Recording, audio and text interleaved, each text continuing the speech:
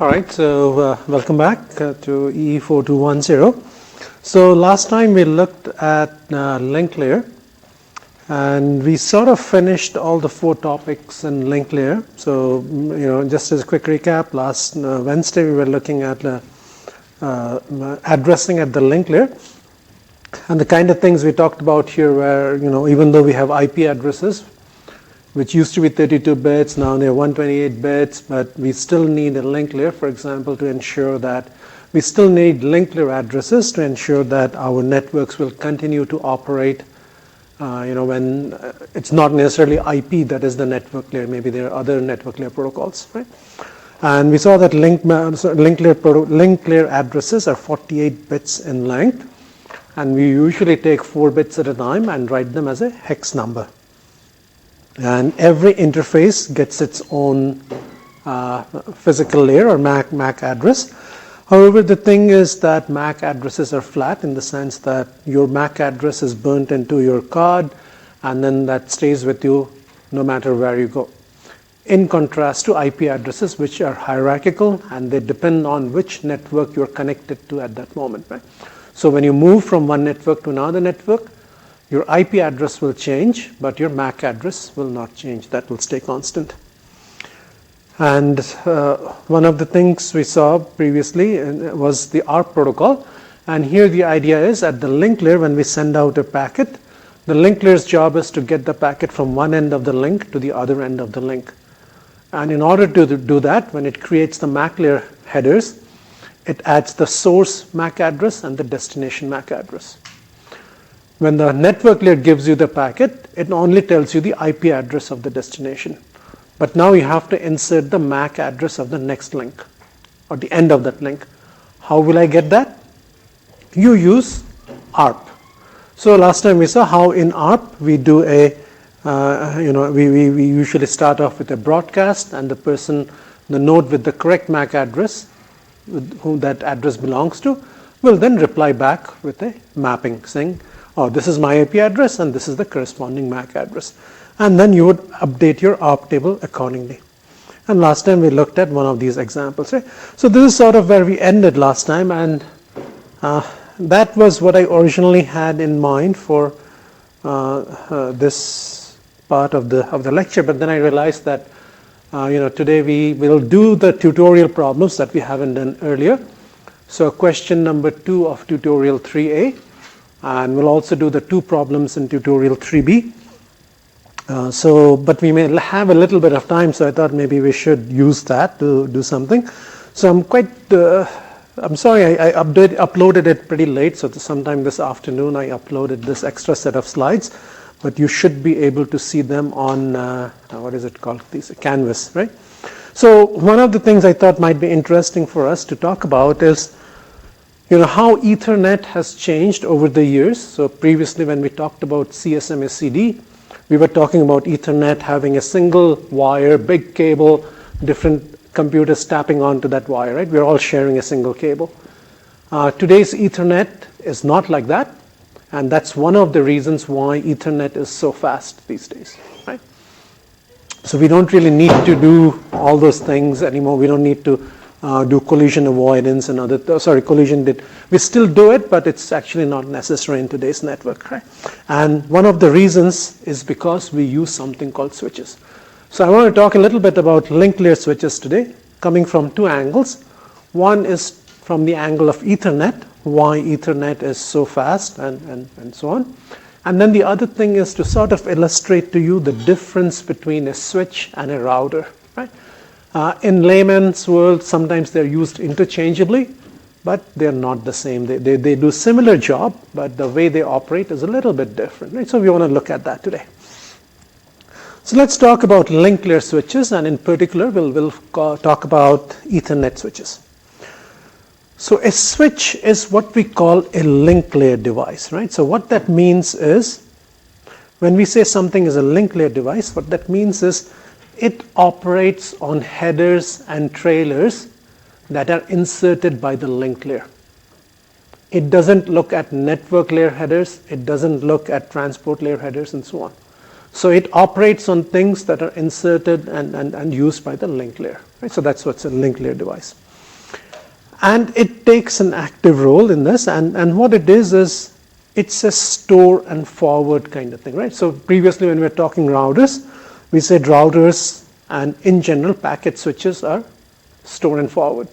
So when a link layer switch, an Ethernet switch or a Wi-Fi access point, that's also a link layer device, when they will first store the packet and then they will forward it on another interface, right? So what they will do is when a packet comes in, they will examine that packet's link layer addresses. So they will say, okay, where are you coming from? Where do you want to go? And just like a router has many links coming in and going out, a switch also will have multiple links. So it will look at the MAC layer, destination MAC layer address particularly, and say, okay, where do you want to go? Here. So I'm going to send you out on this particular link. And later on we will also see, just like in a router, how do we decide which outgoing link you should follow? There's a routing algorithm, right?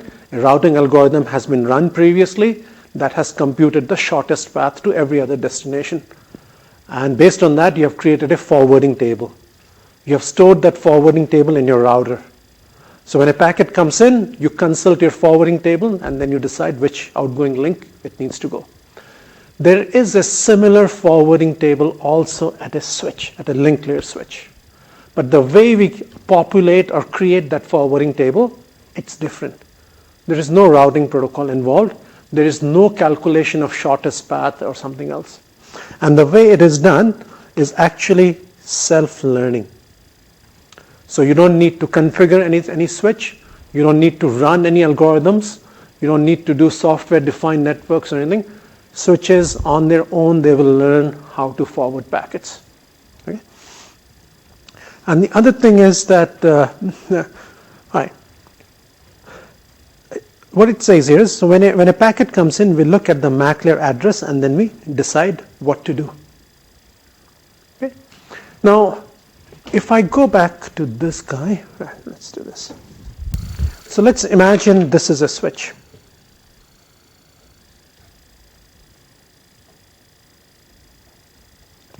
There's a switch, and let's say this is an Ethernet switch. Okay. There are many links coming in. And now in an Ethernet switch, what we do is, each link at the end, there will be only one host usually. So there will be only one host. And there is a interface here. Okay.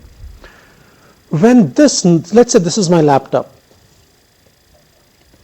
It wants to send a packet in that link. What protocol does it follow? Ethernet. What is Ethernet? CSMA-CD. Right? So my laptop will sense that channel. Is that channel idle? Yes, send. If not, wait for the channel to become idle. And if there's a collision, we do binary exponential backoff. Okay? Also, if the switch wants to send me data, it also does the same thing. It has to do CSMA-CD. However, these Ethernet links are full duplex. That means you can send and receive at the same time. So essentially, another way of thinking about this is these days, these Ethernets are basically two different sets of cables. One for sending in this direction, one for sending in this direction. So you can send and receive at the same time. Even though we just represent it with one line, in practice, if you open up an Ethernet cable, this is an Ethernet cable. If you were to cut it open, you will see multiple pairs of wires, not just one copper wire. There are multiple pieces, there are multiple individual wires in there. Few of them will be used for sending data this way. There will be other wires used for sending this way. So they don't interfere with each other. So now think logically what's going to happen. I want to send data. This is my laptop. I want to send data. this wire only sends data in this direction. And there's a single wire connecting these two. So essentially, my laptop is the only one that is sending data on this wire. Similarly, on this red wire, the switch is the only one that is sending data. And I'm the only receiver. So essentially, all this CSMA CD is useless in some sense, right? Because there is no other sender on each of these wires. So what that practically implies is my laptop has a data to send. If it senses the channel, it will always be idle because nobody else is transmitting on this black wire there. When the switch wants to send data to me, switch senses the red wire. Red wire will always be idle because nobody else is sending on it. Only the switch is sending on it. So these become collision free. Just because there is only one transmitter, one receiver, and these are full duplex. So modern Ethernet, even though they're built on a principle of collision avoidance, you sense the carrier, and then in case there's a collision, you can do exponential backoffs and so on. In practice, not needed. And we have done that now. A couple of reasons. One is technology has evolved, and this is fairly cheap. It's not that expensive, this cable, right? So we can invest in it. And by doing that, since we have eliminated all collisions and everything else, we can send data very, very fast. We can easily get Gbps, 10 Gbps, 100 Gbps, and so on. Okay. So in a switch, basically what happens when this guy has connected to the Ethernet. There's a Panasonic some device here. So essentially, this is own dedicated cable for it. Even though it's Ethernet, it's practically its own wire connecting it to the switch. And all of the users can transmit without any problems.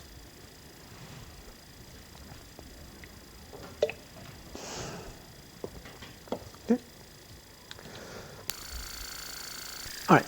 Another interesting thing that I want to highlight here is this part here, which says switches are transparent. That means, as a host, my laptop doesn't really know that there is physically a switch that exists that connects it to other users in the network. All my laptop thinks is, oh, there is this Ethernet cable I'm connected to, and this connects me to other users in the network. Important to think that my Ethernet cable terminates here, right?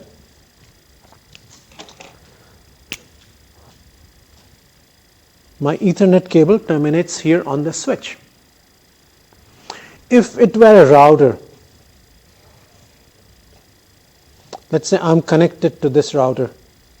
I have an interface here, I have an interface here. This interface gets an IP address, right? This interface gets an IP address. This gets a MAC address.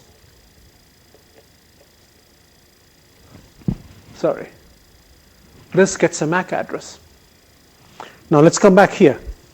This is my laptop. This is the interface. This one gets an IP address. Gets a MAC address. How about this guy at the switch? This is no IP address. And that we understand this is a layer 2 device, should not have an IP address. In fact, it has no MAC address either. So when you send a packet, let's say to this guy, when you create the packet, your source MAC, let's say this is A, source MAC is A. Let's say this is B, destination MAC address is B.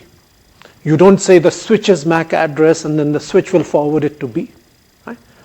As far as you're concerned, You directly pump in the packet destined for B. The switch doesn't care. It will just pick up the packet from here. It will say, oh, you want to go to B?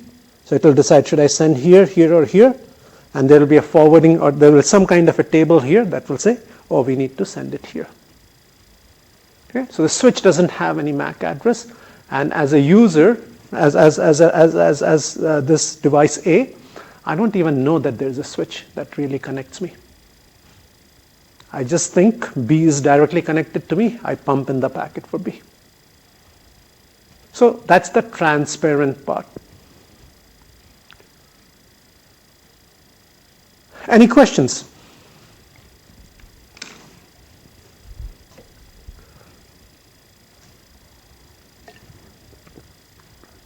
No?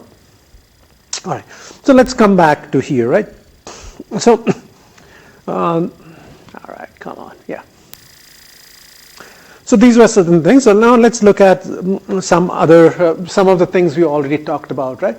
So when a packet comes in, so essentially hosts have dedicated direct connections to the switch. That's something we talked about earlier.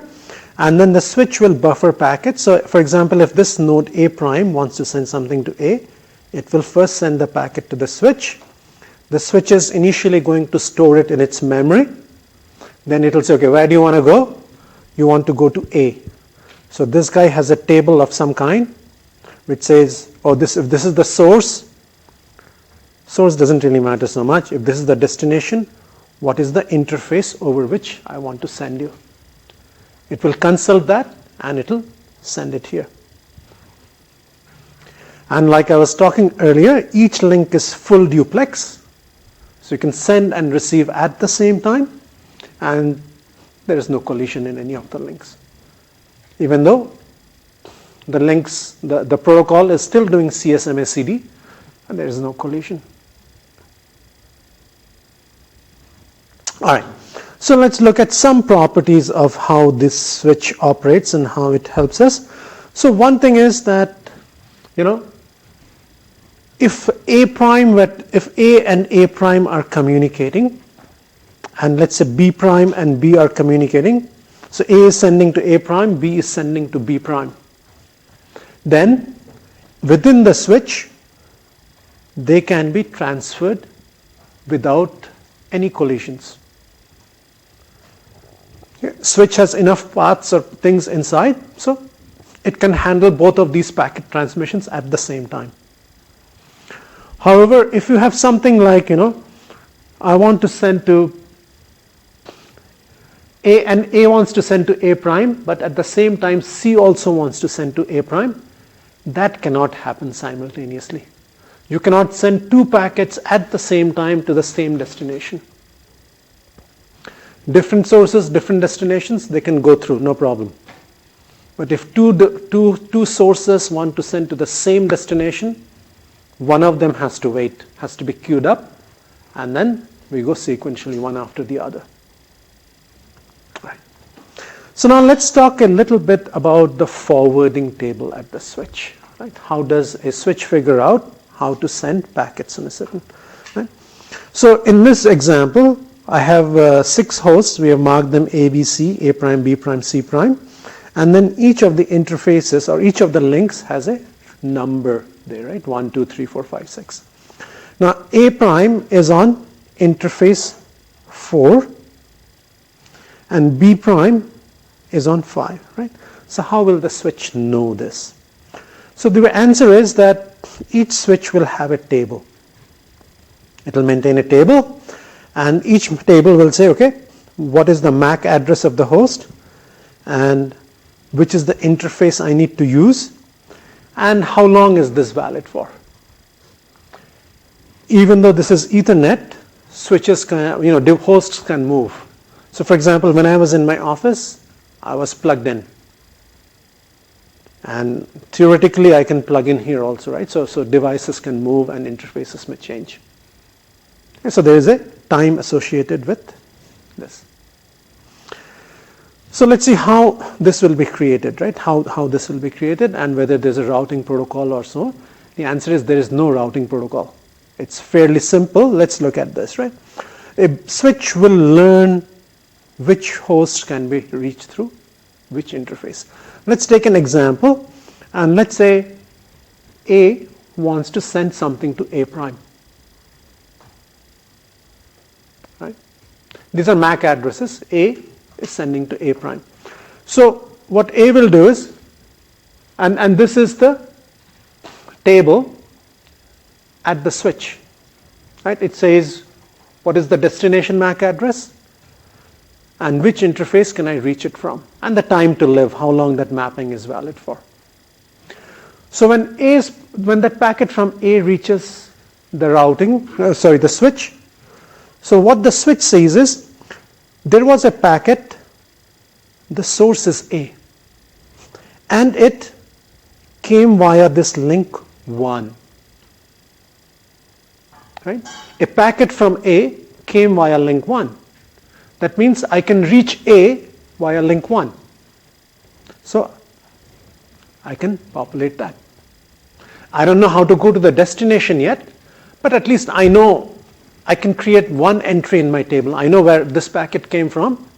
This packet came on link 1 or interface 1, and it says it's coming from A. So I know A is reachable via interface 1. So your switch will initially begin with an empty table, and as it observes packets coming in, it will slowly build up that table. Okay. And in general, it's a little bit more, and there's a whole protocol to be followed. But because, for example, when it comes here now, you'll say, okay, I know how to get to A now. But the packet actually wanted to go to A prime. There's nothing for A prime in this table, so what do I do? And so let's come to that. So here is the actual full algorithm that your switch will follow for any packet that comes in. And this takes care of how you update your table as well as how you do your forwarding, right? So whenever a packet or a frame is received at a switch, you can record the incoming one, right? So you can see who sent this packet and which link it came from and record it, just like we did here, right? We saw that the packet came from A and it came on interface 1, so I can record that. So this is simple. And then I look for the destination. In my example, we wanted to go to A prime. So for A prime, I'm going to look in this table. Now, a few things can happen, right? So I am trying to, I index the table using the destination. I want to see where you want to go to. And a few things are possible. Maybe I will find that in the, right? Maybe there is an entry. If an entry is found, then two things. Is the destination also on the same link? Now, this is a switch, and in general, let me erase everything. This is a switch. In general, only one node will be connected on that link. Right? It's dedicated for you. But this is an Ethernet switch. Theoretically, there may be multiple links connected, multiple hosts connected on the same wire, like in a traditional Ethernet. This Ethernet switch doesn't know, right, whether there's only one node or multiple nodes connected to that link. In practice, there will be only one, but there may be multiple ones. Right? So let's go back here and try to show what's happening. So let's say this is the interface of the switch. In reality, oh come on, there's only one host that will be connected here, A. But maybe B is also connected. In practical situations, it will not happen in today's Ethernet, but it could happen. And maybe C is also connected. Let's say you get a packet here. Source is A. Destination is C. A packet reaches like this. And this is your forwarding table. Let's say destination, A, interface, and some TTL. Let's say this is interface 1. And C would also be on 1 and like this. Right? B will also be here. So now the switch has received a packet. This is the entry in the table.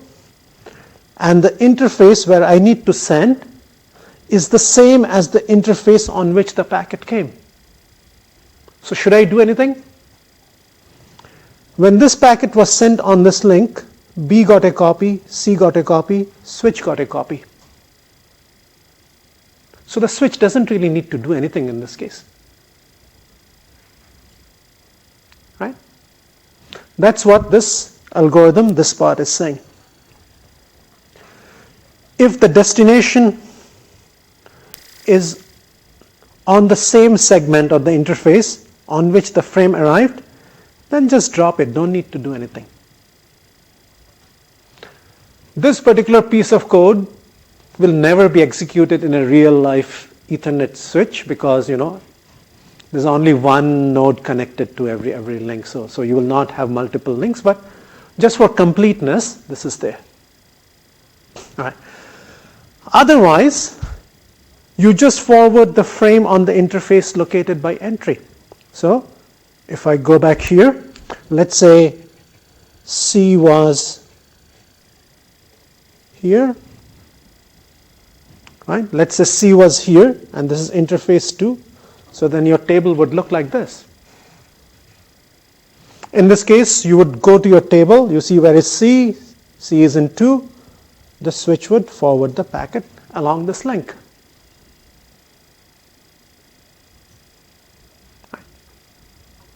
So if you find an entry in your table, these are two options. Maybe the maybe the destination is on the same link, then don't do anything. Or if it is on some other link, just forward the packet there. And then the other option is maybe you don't have any, maybe you don't find an entry. Right? You have a destination, just like in our previous case. Packet came for A prime, but there is no entry for A prime in this table. So then what do I do? Then what you do is, if you don't know where it is, you flood. You send that packet to every one of your interfaces. There's no other way. You don't know where it is, so you have to send it to everything and hope it is in one of your interfaces. So that's what we will demonstrate here. So again, we have our network like this. Packet is going from A to A prime, and let's say the table is initially empty. So A sends out the packet, reaches the switch. The switch sees, oh, a packet came on interface 1 and its source is A, so I'm going to insert a new entry in my table. A can be reached via interface 1, and I put in a TTL of 60 minutes or something. Now it wants to go to A prime. So I look in my table for A prime. There is no entry for A prime. So flood. Send it to every interface. So that's what it says. It is being sent to every interface there. Right? I'll run the animation again. So we send it to every interface. So B prime, C prime, B, C, they will get the packet. They will match their own MAC address with A prime. They say it doesn't match, so they will throw it away. But A prime will also get the packet. It will match the destination address with its own address. There's a match, so it's going to pick up. And if A prime, let's say, has to reply back with a packet, maybe, maybe not always, right? Let's say in this case, A prime is replying back to A. Now A prime will send a packet back to the switch saying the destination is A. But now the switch gets a packet from A prime on link number 4. So the switch can now update its table to say A prime can be reached via 4. And as far as A is concerned, that's already on my table. So A's packet will only be sent on interface 1. So there's no flooding necessary there. I already know where A is. And I have inserted a new entry for A prime in my switch. So next time there's a packet for A prime, there won't be any confusion. I don't have to flood. So first time you flood, then you learn. Next time onwards, you don't have to flood. You can just send on the correct interface. So this is basically plug and play and self-learning, right? So there's no network administrator sitting there programming all of these. The switch learns on its own based on what it sees. Any questions? Yeah.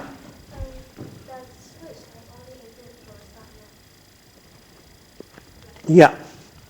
So you can have hierarchies, right? So let's say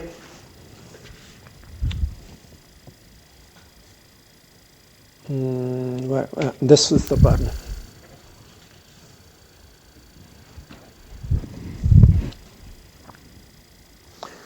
Right, so what you could have is you could have switch 1, switch 2, switch 3.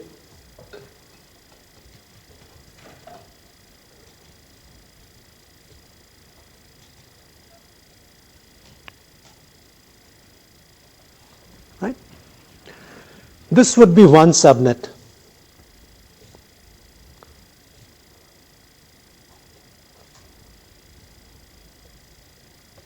This is subnet 3.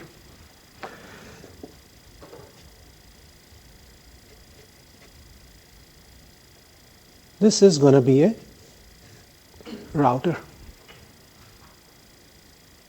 Okay. You won't have a switch there.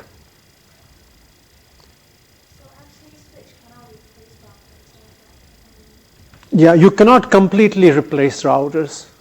If everybody is in the same subnet, then you're okay, and beyond that you cannot.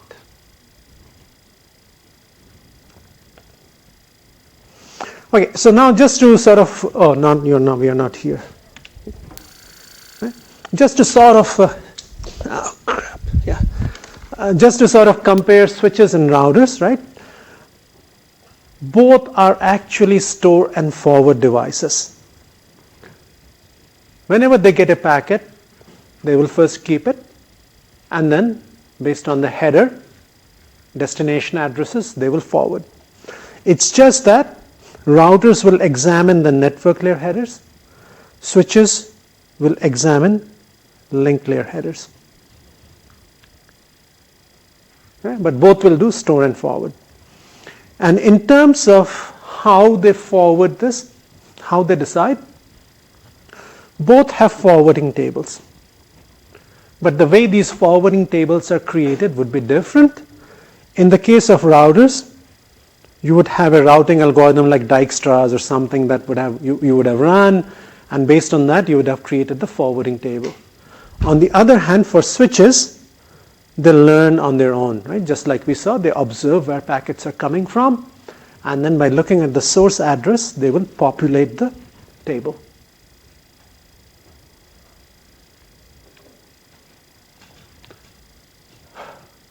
Okay? All right, so I think that's that. So let's go to our tutorial problems.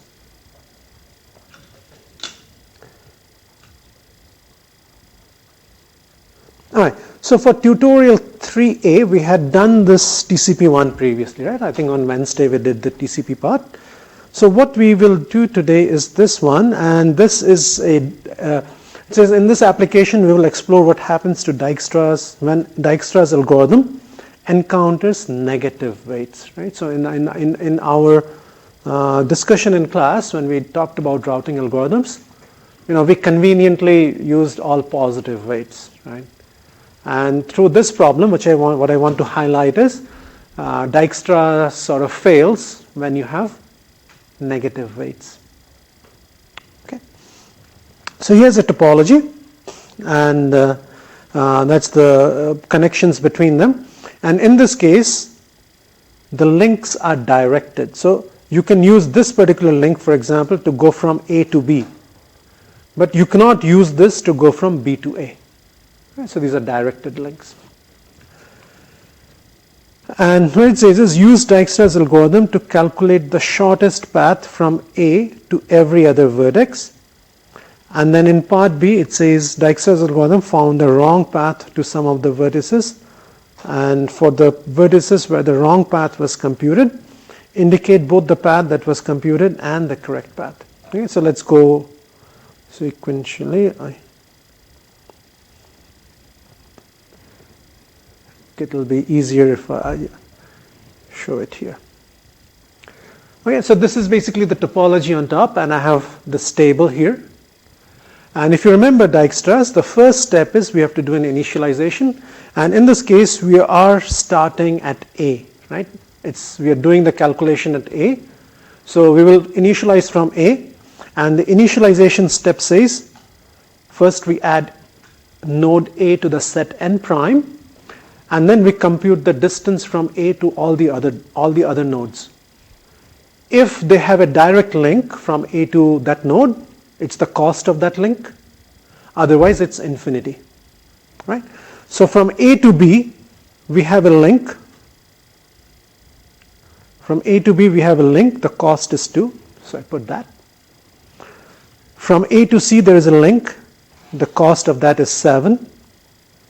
From A to D, there is no link. There's no direct link, right? So the cost is infinity right now. A to E, right?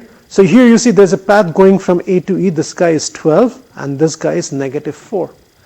But we are going from A to E, not from E to A, right? So here our cost is 12. It's a directed links.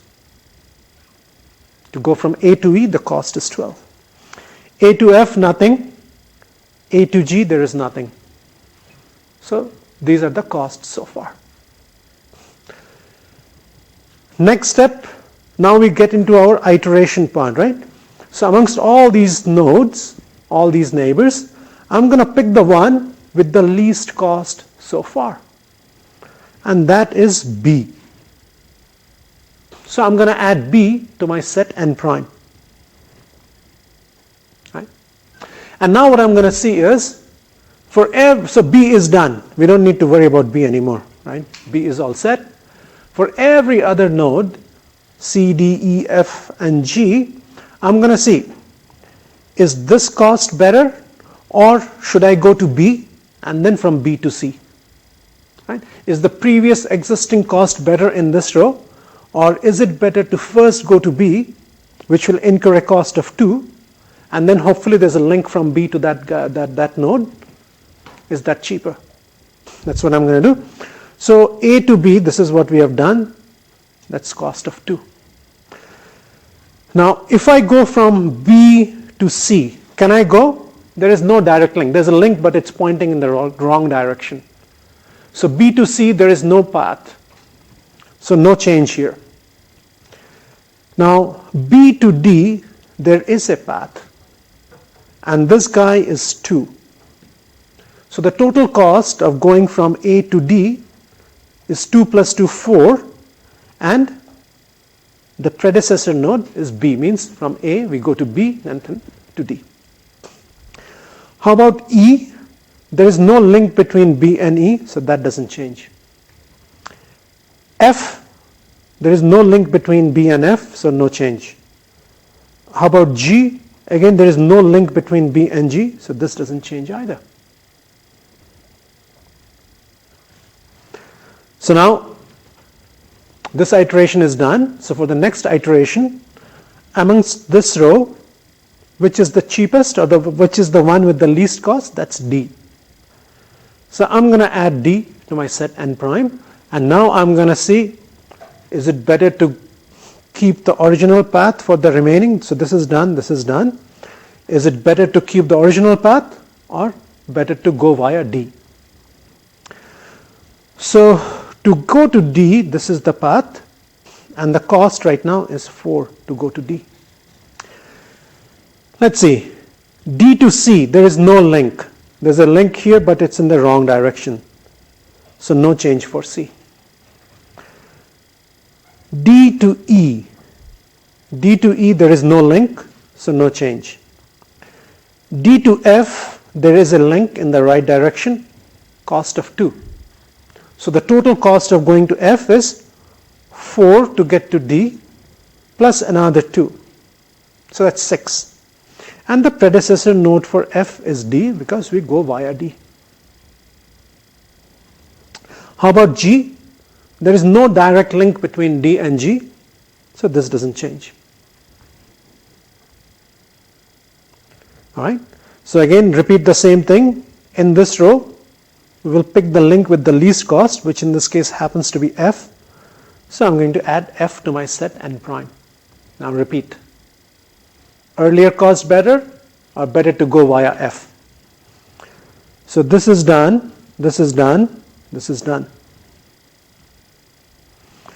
Let's see, C. From F, there is no direct path to C, so no change. From F, there is no direct path to E, so no change. From F, there is a path to G. Right? To get to F, my cost was 6 previously. 6 plus 2 is 8. So now the cost of going to G is 8, and I go via F. Okay. So this iteration is also done. So now I pick the least cost here, which happens to be node C. So now C is added to set n prime. B is done, C is done, D is done, F is done. So now we are talking about C here. The cost of getting to C was 7 previously. So now let's see. C to E. Is there a path? Yeah, there is a path. And the cost is 2. So 7 plus 2 is 9, which happens to be cheaper than 12. So I'm going to update that. So now we know to get to E, it's better to go via C, and the cost will be 9 now. How about G? There is no direct link to go to G from C, so no change there. So that stays.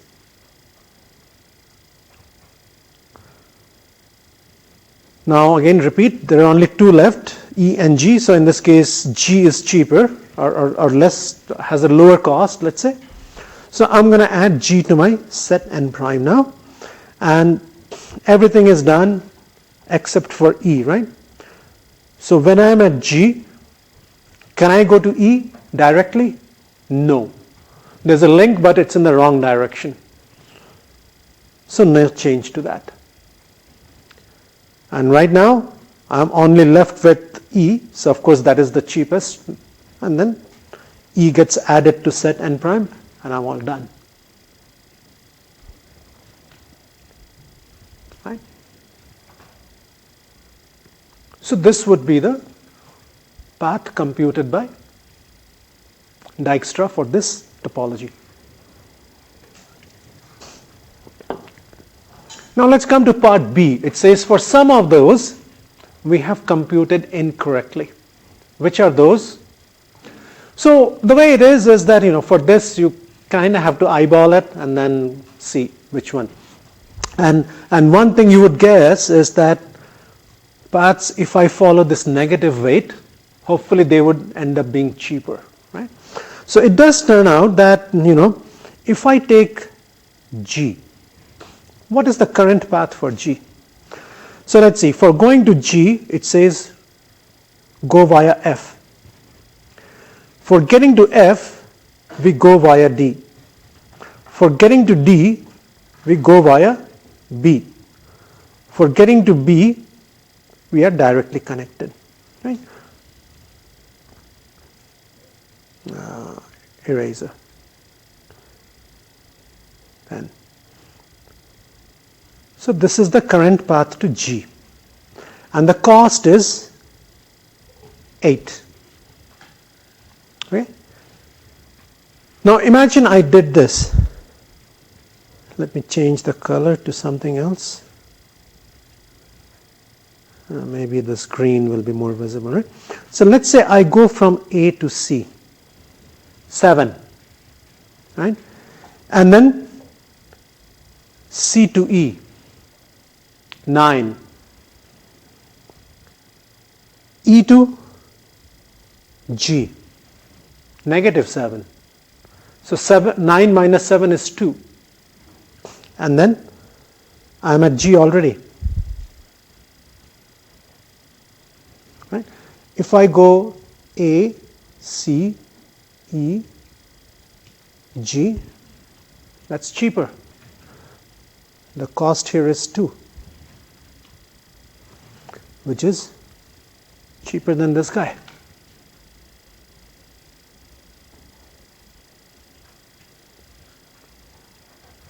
Right?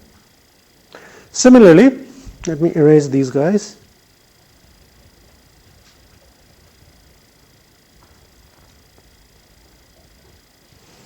Okay, let's say D. How am I getting to D?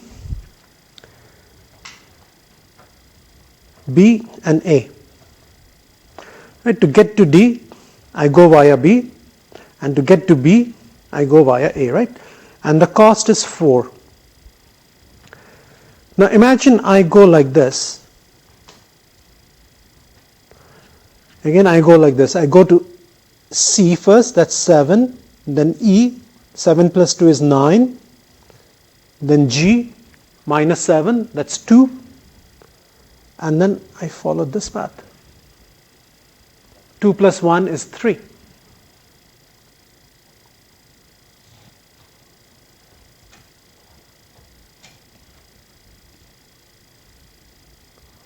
My G became bad. Right?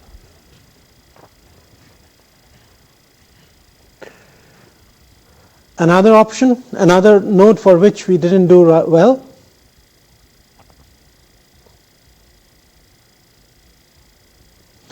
That's F. How am I going to F right now? It says for getting to F, we go via D. To get to D, we go via B, and B, A. Right? And the cost of this is 6 right now. Cost of F is 6. We could go another way, again using the same ACE path. A to C is 7, C to E is 2, and then, where am I going this time? F, right? So this is 7 plus 2 is 9, minus 7 is 2.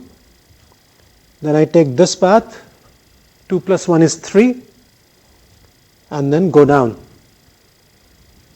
3 plus 2 is 5. 5 is cheaper than 6.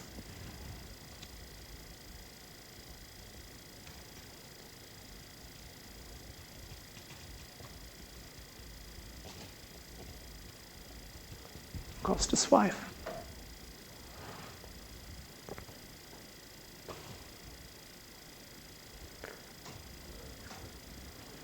Right?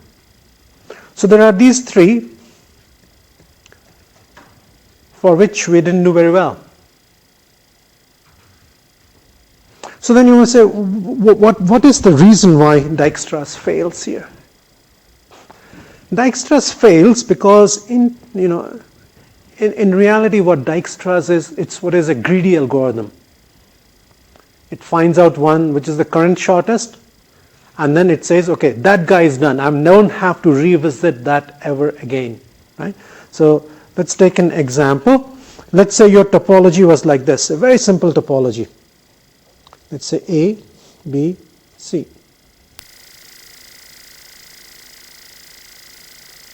Let's say this was 5. Let's say this was 6. Let's say this was negative 3. Very simple, right? And let's say I want to calculate it from the perspective of A.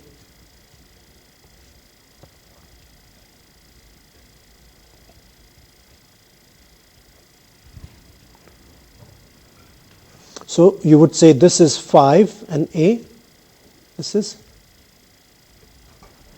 6 and A. Right? That will be your initialization. Which is the shortest, or sorry, which is the cheapest? B is the cheapest. Right? So next time it will be AB. And then you will say, okay, is the original course better or is it better to go via B? But from B, you cannot go to C. This is a directional link. Right? So this is going to stay. And next time around, you saw this is the cheapest. And you're done.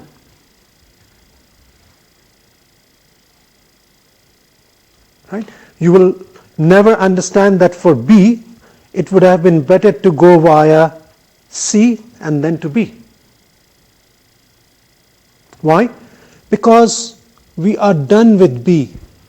Once we have put B in this set, we never care whether there is any other path which is better for B or not. Later on, we may realize that there is a path that goes from C to B with a cost of -3. But once we have added C, B is already in set n prime.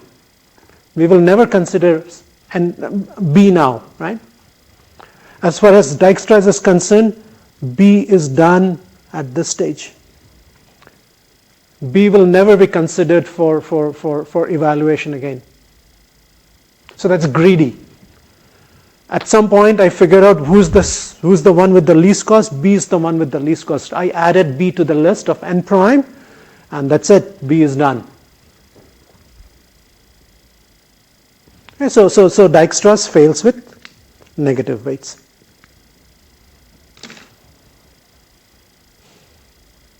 Okay. All right. So now let's go to 3B.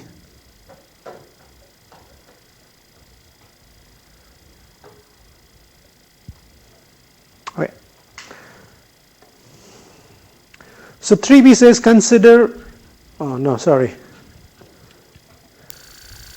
So 3B says question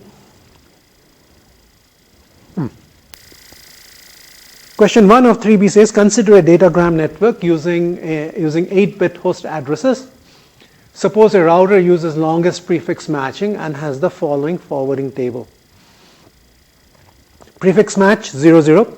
That means the first most significant bits, if they are 00 of your address, you send it to interface 0. If the first 3 bits of your address are 010, you send it to 1. If the first 3 bits are 011, you send it to 2. Also, if they happen to be 10, you can send it to 2. And if it is 11, you send it to 3.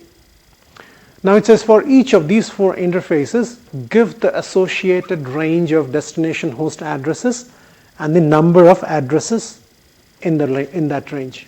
Okay. So let's come back here. And do this. Okay. So this is what your table is like. 00, 010, 011, 1011. And this is interface 0, 1, 2, 2, 3. Okay. So let's take the first one, 00. What is the range of addresses here?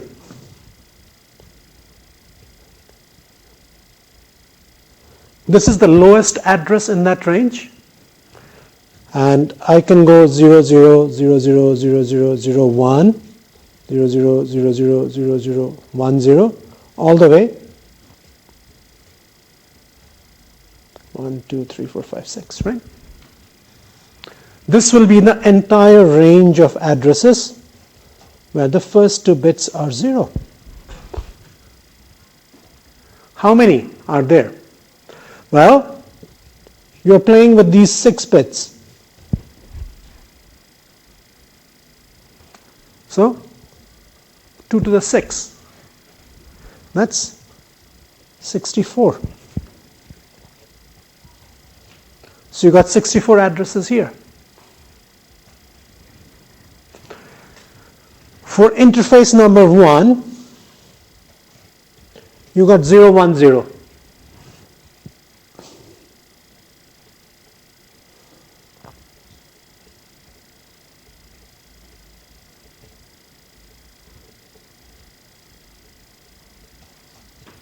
right?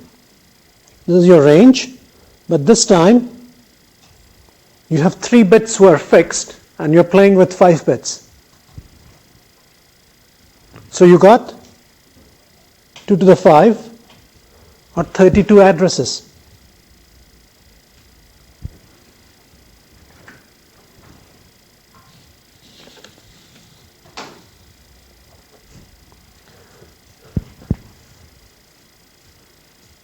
All right, maybe I can squeeze in one here, right? So the next one is 011.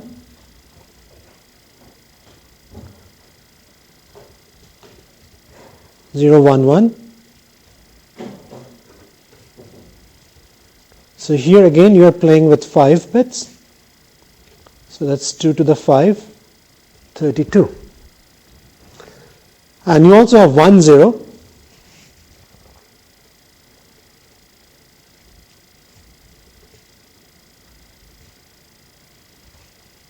Here you have 6 bits. 64.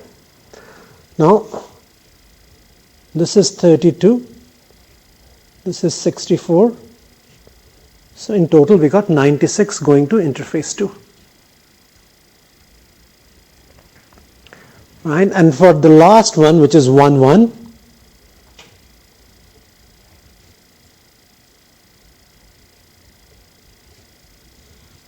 and we are playing with 6 bits, which is 64.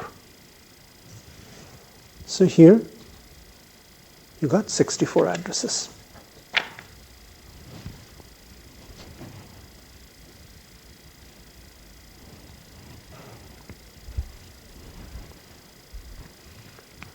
Questions?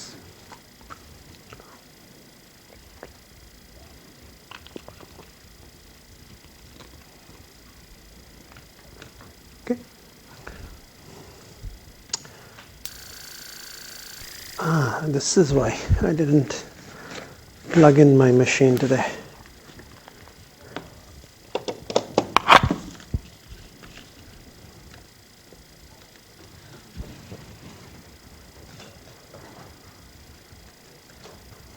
Alright, so that was question 1. Now we can move to question 2. It says consider 3 LANs interconnected by 2 routers as shown in the figure below. So here we have 3 LANs. So the blue shaded or gray, I guess this is gray, right? So this is subnet 1, this is one LAN. This is subnet 2, this is another LAN. And this is subnet 3, another LAN. Okay? And you see here, somebody asked me this question earlier. So here we have a switch here, we have a switch here, we have a switch here. But to interconnect 2 different LANs, to interconnect 2 different LANs or 2 different subnets, we have a router here. Okay, so there's router here, there are 2 routers. Okay. So part A says assign IP addresses to all of the interfaces.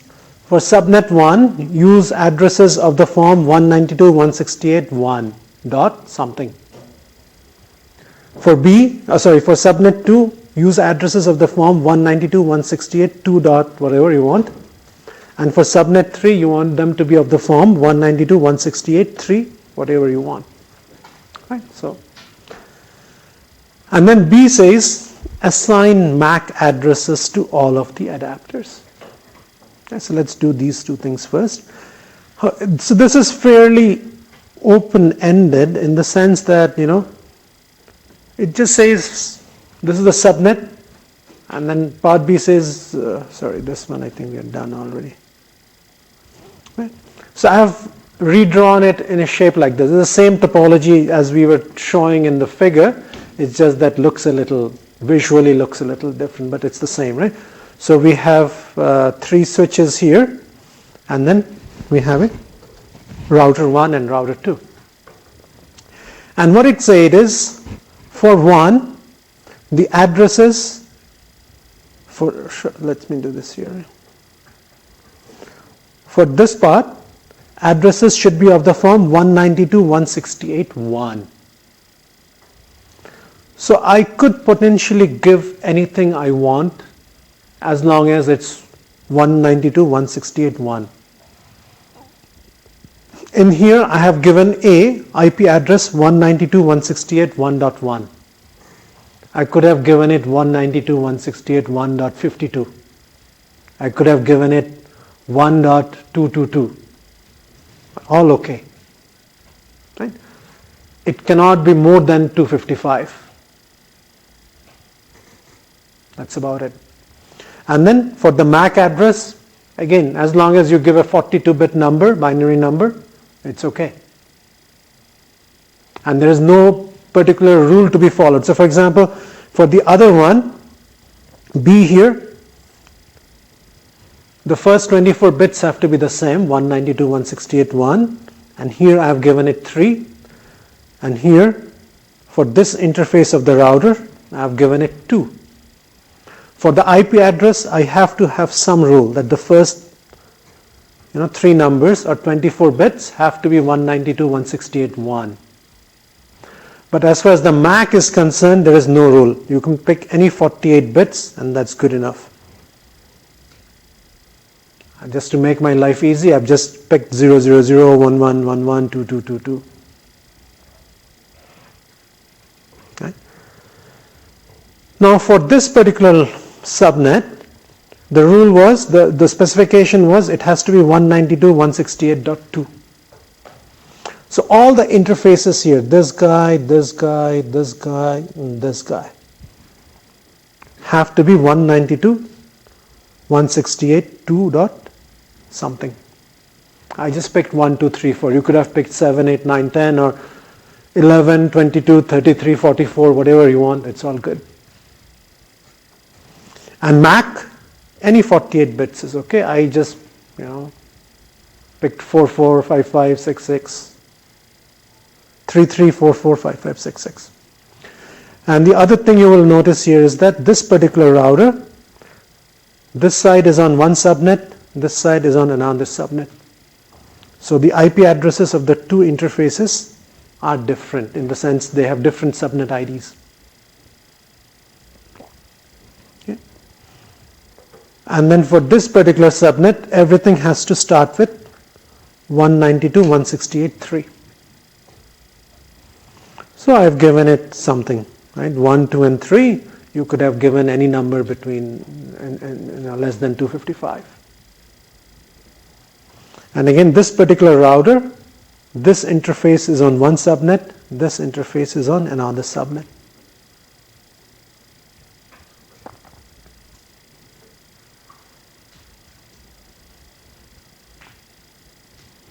Okay. So that was part A and B.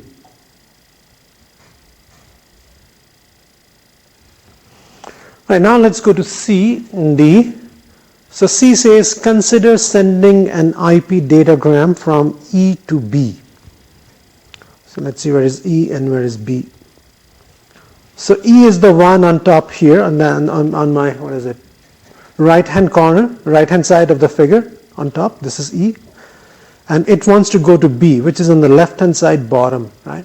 So basically the packet has to go through this subnet to this router first, then it has to cross this subnet to this router, and then this router through this interface it can send directly. Right? So the way you have to convince yourself, the way the packet will go, it will leave this particular interface of E, it will go through the switch, it will come to this interface of the router. Then it will go out on this interface of this router and then reach this interface of the router. And it will leave this interface, go through here and reach B. So it says consider sending an IP datagram from E to B. Suppose all the op tables are up to date. Enumerate the steps by which the datagram reaches its destination, indicating the MAC and IP addresses used in each step. All right.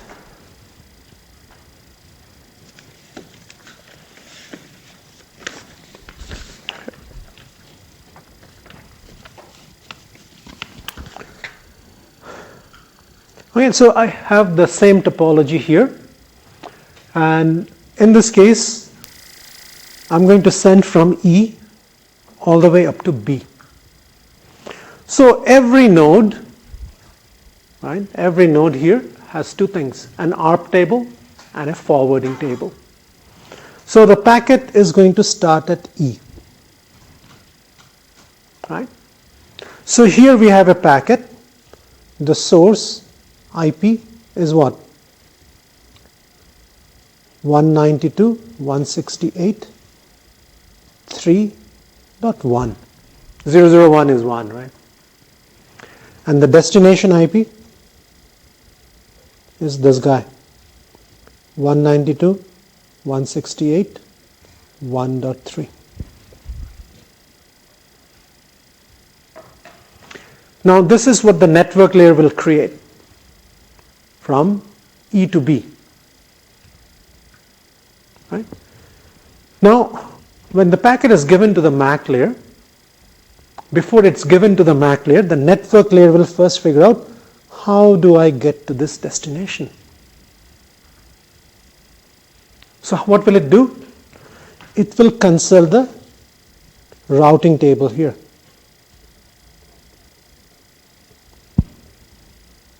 So what would a routing table look like?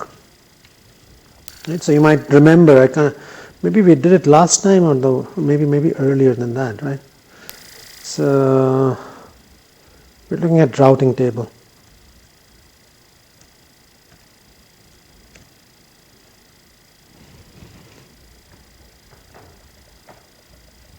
So this is your typical routing table, right? It says, where do you want to go? What is the network mask, subnet mask I need to apply? Where should I send you? Sometimes the host or the destination is on the same subnet as me, so I'm directly connected to it. So I can just send it directly on the link, on the Ethernet link that I have. Sometimes I have to send it to a router. And then it will also say, if I have many interfaces, which interface I should send it through. Okay? And then some, the metric. Right? So basically, destination, mask, gateway, interface. So so the network mask we don't care so much here, because we never specified anything like that. So let's look at the other three entries, right? So which is, let's say, what is the destination you want?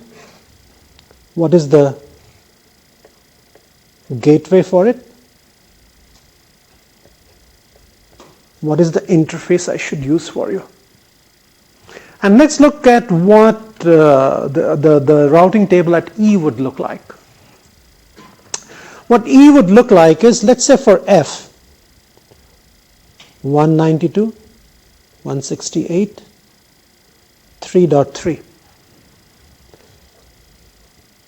There is no gateway. I can reach directly. Right? Which interface should I use? E happens to have only one interface. So, no choice.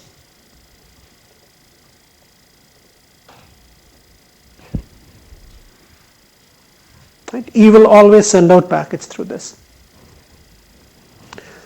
Similarly, 192.168.3.2, which is to reach this particular interface,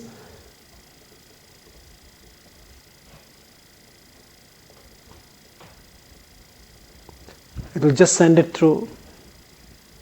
In fact, it could have just put a star here, and then same thing. Doesn't have to have single entry for everybody. For this particular subnet, we can just send directly. Anything else? And in our exam, last time we saw this is usually represented by 0000, right? So this basically says anything else.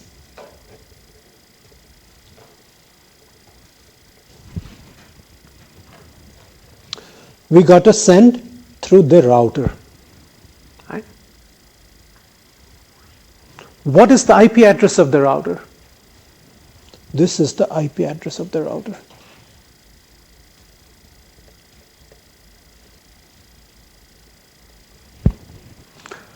E, which interface should E use? E has only one interface.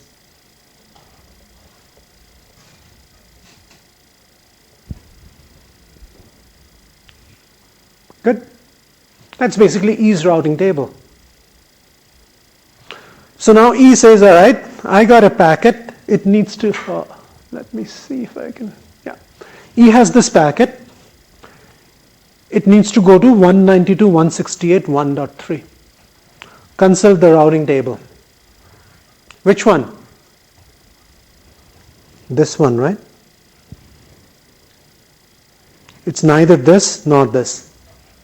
So I now know I need to send it to 192.168.3.2. That's my next hop.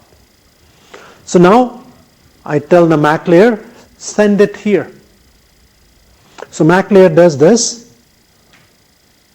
Source MAC, all 7s. Destination MAC. What is the next hop I am sending to? This guy. Right? This is where I'm sending. What is the MAC address of this? It should be 8888, right? But how? ARP table.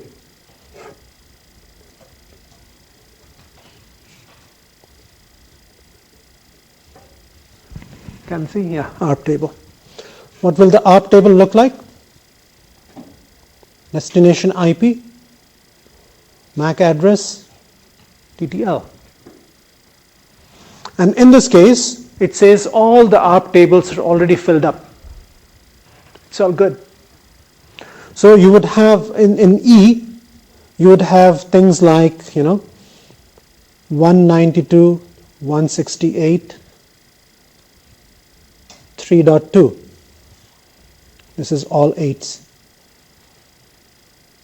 And some TTL. 192.168, 3.3. What is it? All 9s. Something.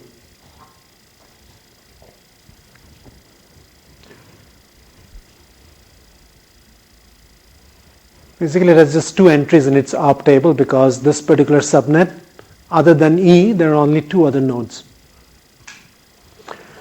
So the routing table says, oh, you got to send it to 192.168.3.2.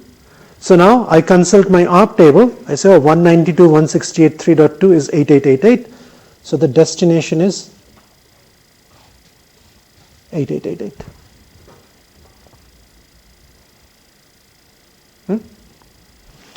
So now we're going to create this packet, and this will be sent out in the network. If there is a switch here and the switch is all set up, today we saw switch forwarding table, if the forwarding table is all set up, it will reach here directly. Otherwise it will also go this way, it will be broadcast, but F is going to throw away the packet because 8888 is not equal to 9999. Right? But this router will get the packet and the router is going to pick it up. So the router gets a packet, the MAC layer here will strip off these guys, right? And it will give only the source and destination to the router. So this particular router also has a routing table.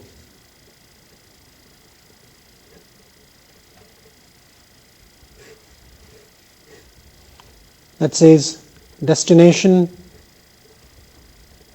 gateway, interface. What would this router's routing table look like?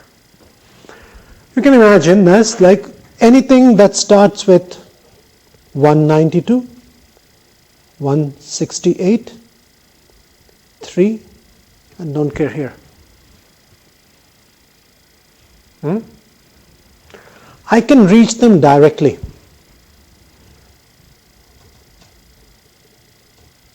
So they are on link.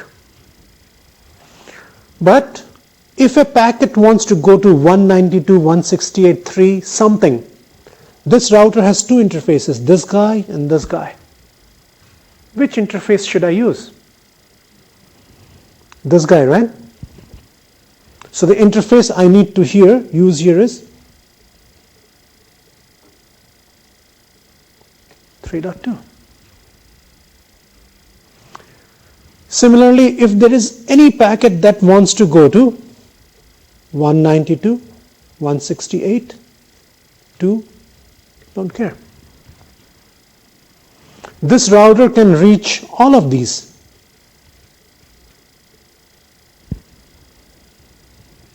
They are all on this side. But which interface will I use to get to that side? Here. 192.168.2.3. Right?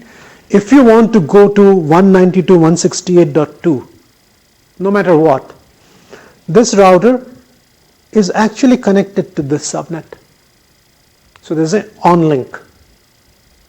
But to get there, it should not use this interface. Then the packet will end up in the wrong place, right?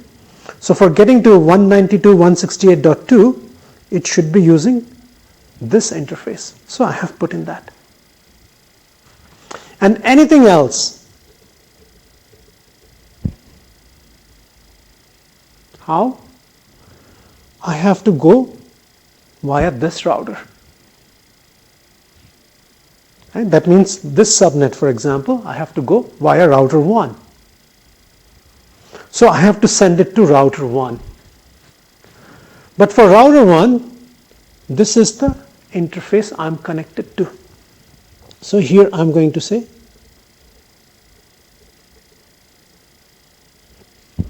2.2. And to get to this interface, I'm routed to. Should I use this guy or this guy? I have two interfaces. Which interface should I use? Of course, I should be using this one, right? And what is that? 192.168.2.3.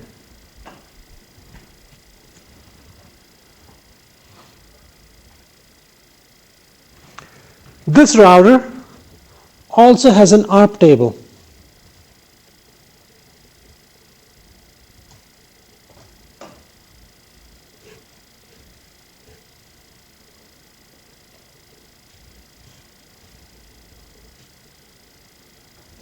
Can I see? You guys see? Yeah. And this guy will have a lot more entries in its ARP table. So for example, it will have 192.168. 3.1. It's all sevens. Something. Let's say I'll choose some other number. 1800. Right? It will have an entry for F.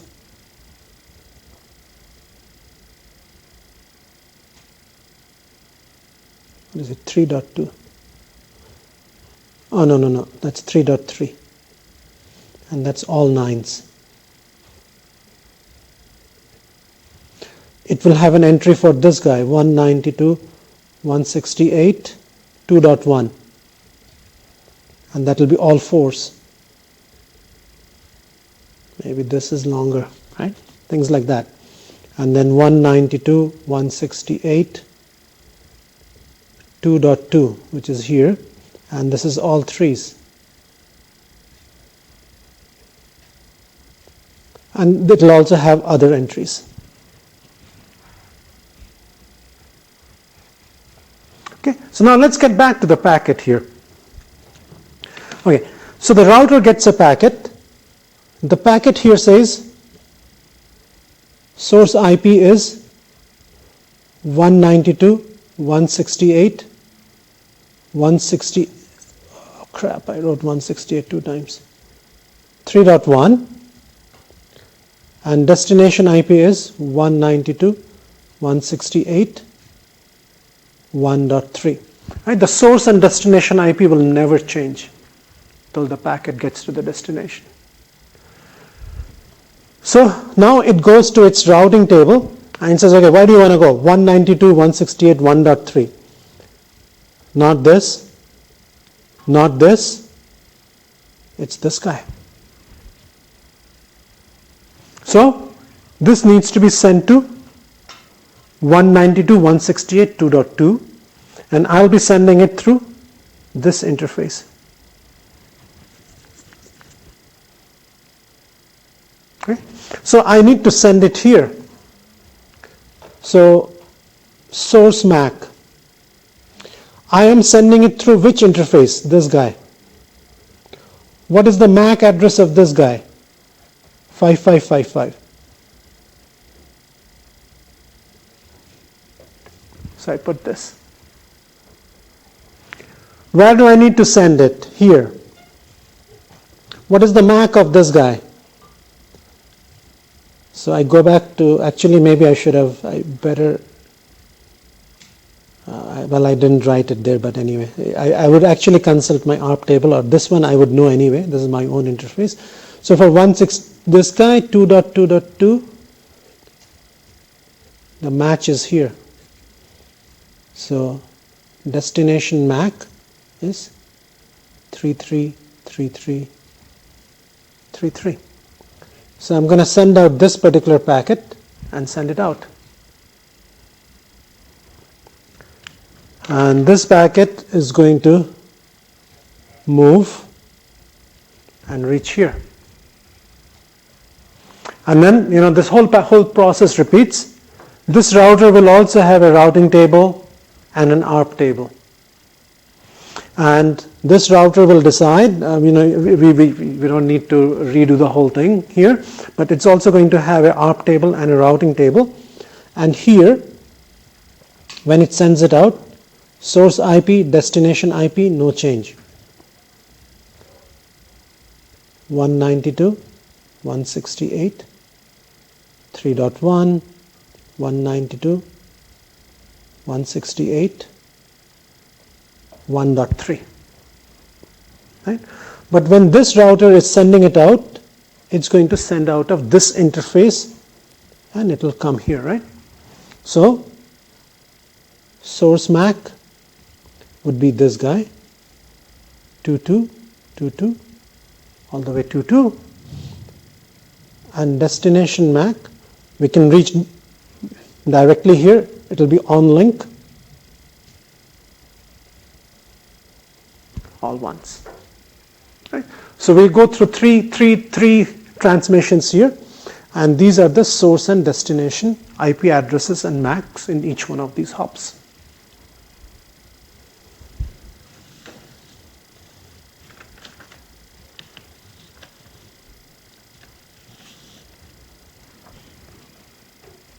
Questions?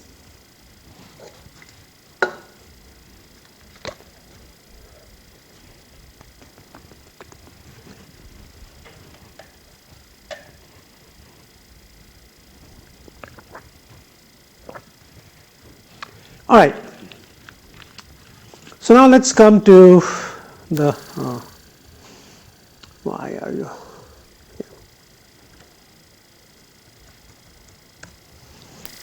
Okay, so then we come to part D. Part D says repeat C, but now assume that the ARP table at the sending host is empty. Sending host is E, so we have to assume that the ARP table in E is empty. Rest of the ARP tables are up to date. Everything else is up to date. All the routing tables and the ARP tables and other nodes are up to date. Then what happens? Okay. So it's all the same as this. Come on.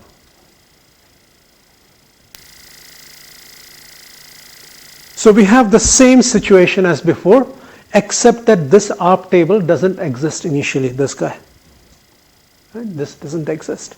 So how will the whole thing happen? So what we will have to do is we will have to do an ARP query first. Okay.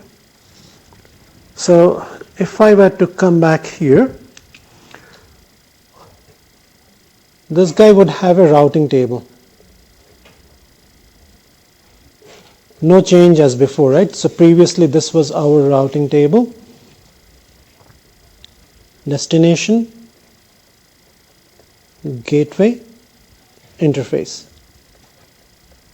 So this is the same 192.168 3 dot star. This is on link,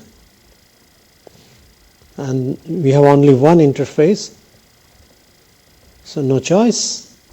And for anything else we have to send to this guy 192.168 3.2, and I have only one interface, so it's going to go out of this anyway. This guy also has an ARP table.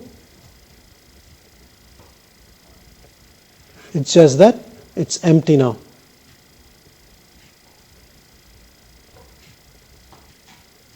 There's nothing there.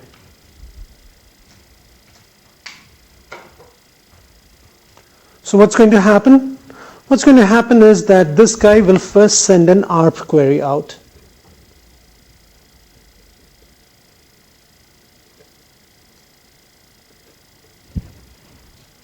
Right? And for that ARP query, source MAC is, I know my own MAC, all 7. For this, what will be the destination MAC? All F. That means it's for everybody. Right? And I would have a query which will say who has 192.168 3.2. Okay, so maybe I should have stepped back. All right? So this guy gets a packet. Source IP is 192.168 3.1, and the destination IP is this 192.168 1.3. Right? To start the story at the beginning, we get this packet. E wants to send to B. So what does E do? Look at its routing table. Where do I want to go? 192.168 1.3. Is this the one? No. This is 3 dot something. I'm looking at 1 dot something. So we have to go by the default option, just like we did before. So the packet needs to be sent to 192.168 3.2. Next, this guy. So I say, all right, I'm going to send it. Source MAC is all 7s. Destination MAC. Where am I sending? Next hop is this guy. So look for it in the ARP table. ARP table is empty. So I have to do an ARP query. So I send out an ARP query and say, I'm looking for this guy. Who are you? Please reply. And I give my MAC address, and then I use a broadcast MAC address, which is all Fs. So this packet will go to this interface, go to this interface. F will pick it up and give it to its ARP protocol. ARP protocol will say, oh, you're looking for 192.168 3.2, but I'm 3.3. So this will not reply. Right? But the router, it will also pick up the packet because it's FFFF. This guy says, oh, what is the query for? 192.168 3.2. I am 192.168 3.2. So now it's going to send a reply back, ARP reply back. And in that reply, source MAC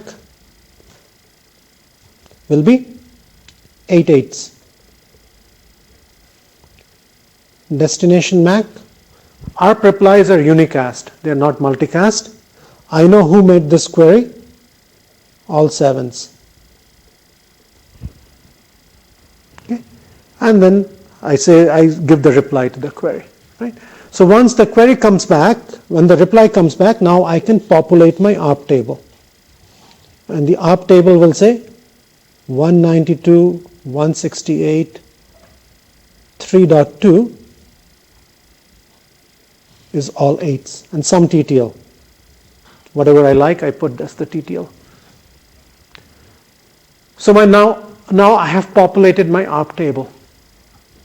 So I can go back to my packet here and put 8 8s. And I create this packet now and I send it. Now it comes to the router here. And then the rest is the same as this.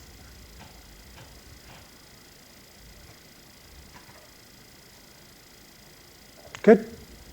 So only thing in D is this ARP query in the beginning that will be required to populate the ARP table. So once the ARP table is populated, the rest of the steps are the same.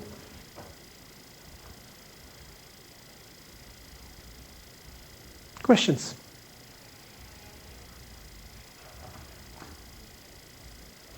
Okay, then I think we will stop here today. I have uploaded CA1 and you have 2 weeks to do that.